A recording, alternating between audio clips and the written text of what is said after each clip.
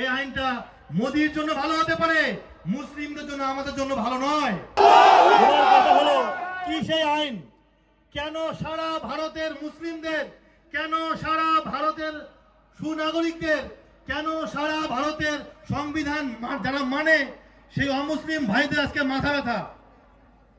ওয়াকফ amendment অ্যাক্টের মূল সমস্যা হলো এই ওয়াকফ বোর্ডে যারা জমি দান করে তারা মুসলিম অথবা অমুসলিম হতে পারত এতদিন।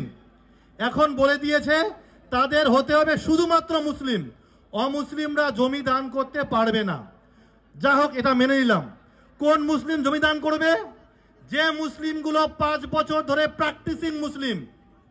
তার মানে যে মুসলিমগুলো 5 বছর ধরে ইসলাম ধর্মটাকে ভালোভাবে পালন করে তারাই ওয়াকফে জমি দান করতে পারবে। সেটা কি করে বুঝবে সরকার? দাড়ি দেখে, টুপি দেখে, নাকি ওই নরেন্দ্র মোদী বলেছিল পোশাক দেখে চেনা যায়, সে পোশাক দেখে? কি করে বুঝবে? যারা জমি দান করলো তারা 5 বছর ধরে ইসলামটাকে মেনে চলছে। ও কি মসজিদে আমাদের সিসিটিভি ক্যামেরা লাগাবে নাকি ঘরে লাগাবে সিসিটিভি ক্যামেরা? বুঝবে কি করে? এর মধ্য দিয়ে স্যার চক্রান্ত, যাতে করে নতুন করে কেউ ওয়াকফের আন্ডারে কোনো জমি দিতে না পারে। মসজিদ নতুন করে হবে না, মাদ্রাসা নতুন করে হবে না, কবরস্থান হবে না, ঈদগাহ হবে না, খানকা হবে না, মাজার হবে না। সেই চক্রান্ত করার জন্য তারা আইনটাকে করলো অ্যামেন্ডমেন্ট। মাথায় রাখবেন, এই আন্দোলনে যারা আসছেন, যারা আমার মাইকের আওয়াজ পাচ্ছেন, আইনটাকে এখান থেকে বুঝে নিয়ে যাবেন, যাতে কালকে ফেসবুকে, সোশ্যাল মিডিয়ায়, চায়ের দোকানে, পানের দোকানে যারা আইনটাকে ভালো বলে প্রমাণ করার চেষ্টা করছে তাকে যেন আপনারা যুক্তি দিয়ে বোঝাতে পারেন এই আইনটা মোদির জন্য ভালো হতে পারে, মুসলিমদের জন্য আমাদের জন্য ভালো নয়।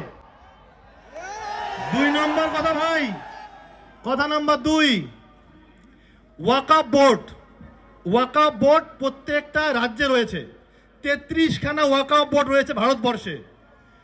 এক একটা করে ওয়াকফ বোর্ডের যারা সদস্য আপনার আমার মতো আম মুসলমান না। মাথায় রাখবেন, তারা মুসলিম, কিন্তু কোন মুসলিম? কেউ হয়তো বিসিএস অফিসার, কেউ হয়তো আইএস অফিসার, কেউ হয়তো আগের ফর্মার এমপি। সেই লোকগুলো যারা সরকারের প্রতিনিধি তারাই থাকতে পারে ওয়াকফ বোর্ডে, আপনার আমার মতো লোক না। আলটিমেট ওই লোকগুলো সরকারেরই লোক যারা এতদিন ধরে ওয়াকফ বোর্ডটা পরিচালনা করলো। নতুন আইনে বলা হলো ওই বোর্ডের মাথায় CEO, head of the department থাকবেন একজন অমুসলিম, আর 2 জন মিনিমাম রাখতে হবে অমুসলিম সদস্য। তাহলে সেখানে সদস্য কারা হবে বুঝতে পারছেন? তাদের নিজেদের পছন্দের বসানো লোক। আমাদের ওয়াকফ বোর্ড কি করে চলবে যদি সেটা বিজেপির পছন্দের লোক বসে ঠিক করে?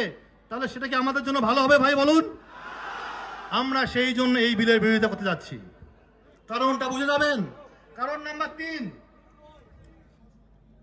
ওয়াকফ বোর্ডের জমি নিয়ে অনেক জায়গায় ডিসপুট রয়েছে। ডিসপুট, ওরা বলছে ডিসপুট মানে কোনো একটা মসজিদ, কোনো একটা মাদ্রাসা, কোনো একটা জমি যারা দান করা হয়েছে আল্লাহর উদ্দেশ্যে, যে কোনো একটা মানুষ গিয়ে যদি বলে এই জমিটা আমার ছিল, তার কাছে কিন্তু কোনো কাগজ নেই, জাস্ট বললো জমিটা আমার, বাস, এটাকে বলে ডিসপুট। যদি এমন কোনো ডিসপুট অ্যারাইজ হয়, সেই ওয়াকফ বোর্ডের জমিটার যদি ঈদগাহ মাঠ হয়, ঈদের নামাজ বন্ধ হবে যতদিন না পর্যন্ত সেটা সমাধান হচ্ছে। মসজিদ হোক, মাদ্রাসা হোক, সেইটাতে আমাদের ইবাদত বন্ধ হয়ে যাবে। যদি সেটা 12 বছর ধরে চলে, একটা ডিসপুট যদি 12 বছর ধরে চলে, তাহলে সেই সম্পদটা আর ওয়াকফ বোর্ড নিজের বলে দাবি করতে পারবে না। বোঝা গেল? নিজেরাই সমস্যা করলো, 12 বছর কেস ঝুলে থাকলো, জমিটা ওয়াকফ বোর্ডে হাতছাড়া হয়ে যাবে, সেটা বলা আছে এই আইনে। এটা কি মানা যায়? মানতে পারবো আমরা? বোঝা গেল ভাই? আর একটা